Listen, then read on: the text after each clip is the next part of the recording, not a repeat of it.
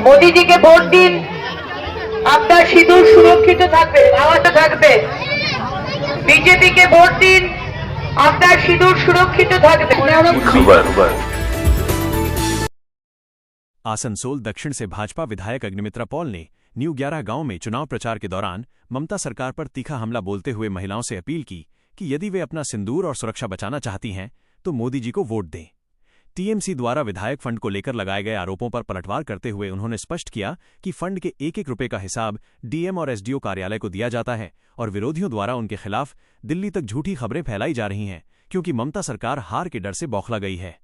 अग्निमित्रा ने राज्य की बदहाली का जिक्र करते हुए कहा कि पिछले 15 वर्षों में बंगाल में न तो पीने का पानी उपलब्ध हुआ, न स्वास्थ्य व्यवस्था सुधरी और न ही रोजगार मिला, लेकिन इस बार डबल इंजन की सरकार आने पर वे ममता बनर्जी को दिखा देंगी कि असली विकास कैसे होता है। আজকে আমি এমএলএ হিসেবে কি কাজ করেছি তৃণমূল পার্টির ক্যাডাররা বহু প্রশ্ন করেছিল। অগ্নিমিত্রা পাল কাজ করেনি, অগ্নিমিত্রা পাল এমএলএ ফান্ড খরচা করেনি। তার পাই পয়সার হিসেব সরকারি হিসেব, আমার হিসেব নয়। আজকে সরকারের কাছেও আছে, ডিএম অফিসেও আছে, বিইউপি অফিসেও আছে এবং সেটা প্রেস কনফারেন্স করে আমি জানিয়ে দিয়েছি।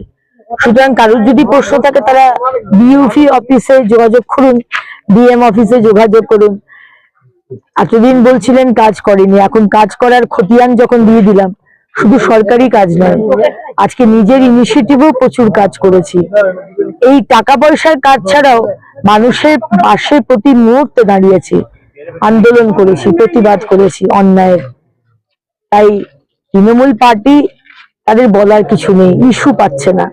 তাই ইস্যুটাকে খুঁচিয়ে তুলে যদি ভোটের সময় কিছু একটা করা যায়, খুব চেষ্টা করেছিলেন তো জায়গায় জায়গায় আমাকে হেকেল করে যাতে আমার টিকিটটা কাটা যায়, যাতে দিল্লিতে খবর পাঠানো যায় যে এলাকার মানুষ অগ্নিমিত্রা পালকে চাইছে না, কিন্তু এলাকার মানুষ চাইছে, বাংলা নিজের মেয়েকে চায়, আসানসোল দক্ষিণে নিজের মেয়েকে চায়। আমাদের মাথায় 7 লক্ষ কোটি টাকার ঋণ আমাদের মুখ্যমন্ত্রী দিয়ে যাচ্ছেন। তার যাবার সময় এসে গেছে, যাবার সময় পশ্চিমবঙ্গের মানুষকে কিছু তো দিতে পারেননি, 7 লক্ষ কোটি টাকার ঋণ দিয়ে যাচ্ছেন। এই ঋণটাকে সামলে বাজেটটা করে আমরা 3,000 টাকা বলেছি, আমরা 10,000 টাকাও বলতে পারতাম, আমরা 5,000 টাকাও বলতে পারতাম, আমরা বলিনি, আমরা 3,000 টাকা বলেছি। কারণ আমরা জানি যে এই যে ঋণটা দিয়ে যাচ্ছেন এটা পশ্চিমবঙ্গের মানুষকে এটা শোধ দিতে হবে। তাই আমরা যেটা করছি এটা আমাদের উপর ছেড়ে দিন।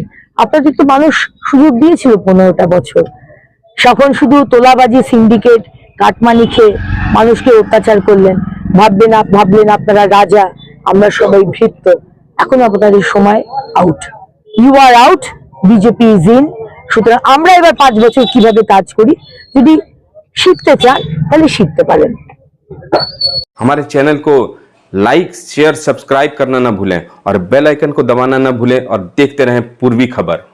पूर्वी खबर, नजर सब पर।